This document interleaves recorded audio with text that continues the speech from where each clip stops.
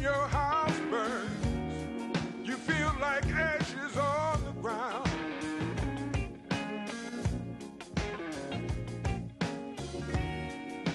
When your house burns, your life's like ashes on the ground.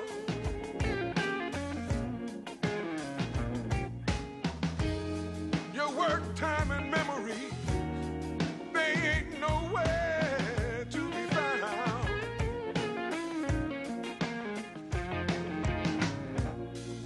There are words wrapped up in a heart.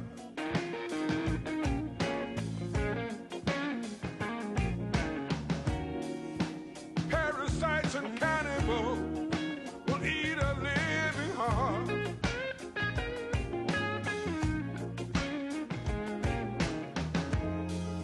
They might take your leg, but rather eat your heart.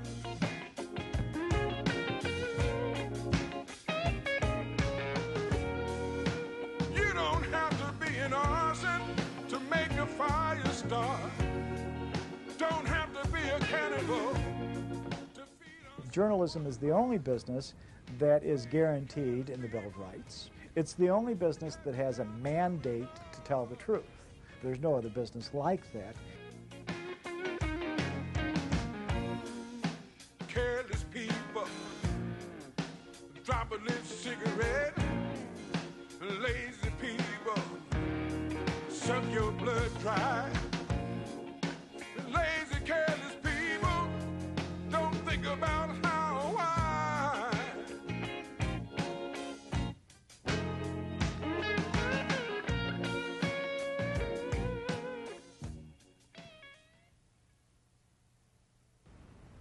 In 1968, at the Democratic National Convention, as everybody knows, there was a riot. Demonstrators had gone to Chicago to demonstrate against the war, had gone to demonstrate what they thought the hypocrisy of the Democratic Party was, and to basically disrupt the convention. On the second day of the convention, there was a riot. I mean, all hell broke loose. And the newspapers reported that the demonstrators were the rioters. But all the reporters who were down there and in the street knew that it wasn't the demonstrators who had rioted, it was the police who had rioted. Actually, the police lost control and started beating people up and throwing them in jail, including reporters. So the reporters went to their own editors and said, hey, you got this wrong. And the editors wouldn't budge. They kept with this mainstream establishment way of looking at what happened in the summer of 1968 in Chicago. So a bunch of reporters in Chicago got together and said, we're going to put out an alternative publication to let people know what really happened. And they started what was called the Chicago Journalism Review. In the 69, right after the convention, very early 70s, I don't know how, but I got a hold of an issue and I said, that's fascinating.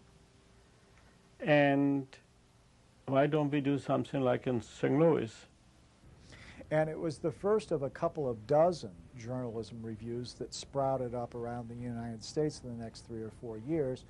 Really an alternative look at journalism by journalists. And that's what happened in St. Louis in early 1970. A bunch of folks got together at Charles's house and said, we don't like what's going on in mainstream journalism and we need to critique it.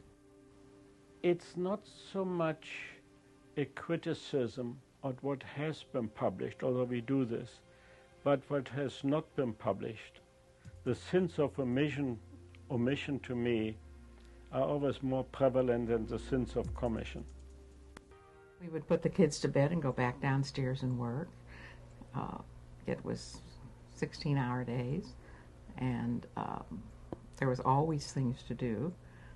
Fortunately, I never kept a spick and span house or felt it was necessary. I can't think of anyone more interesting than Charles. Charles is one of the nicest, most pleasant, and yet one of the sharpest people I've ever known in my life. If you just knew him on a friendly, casual basis, I don't think you would understand how intelligent the man is, how he can narrow in on issues, how his thinking is fresh and insightful.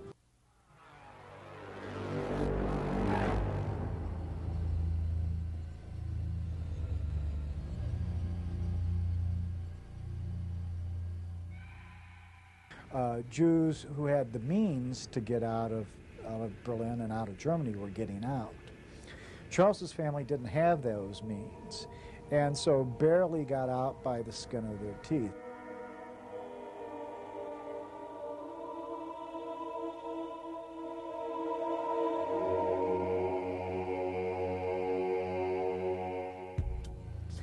Getting out, however, was only half of the problem. The other half of the problem is, where do you go? And by that time, the United States and Britain and other Western countries had a pretty severe quota on the number of Jews they were taking into the United States. There was a Japanese enclave in China, in Shanghai, that had been occupied by the Japanese. It was in China, but the Japanese held this like protectorate along the coast of China and inland too. But Shanghai was one of the cities that Japan held, and there was a Jewish ghetto of German Jews in Shanghai during the Second World War that had been arranged by the Japanese. He went to high school in Shanghai, while American bombs were falling around him. And when he graduated from high school, he got on a tramper ship and came to San Francisco. I think that it gave Charles a breadth of understanding, a depth of empathy for other people that is difficult to acquire when you grow up in a world that is safe and comfortable, and you're worried about what model car you're going to buy instead of where you're going to get your next meal, or who's going to take you off to the concentration camp.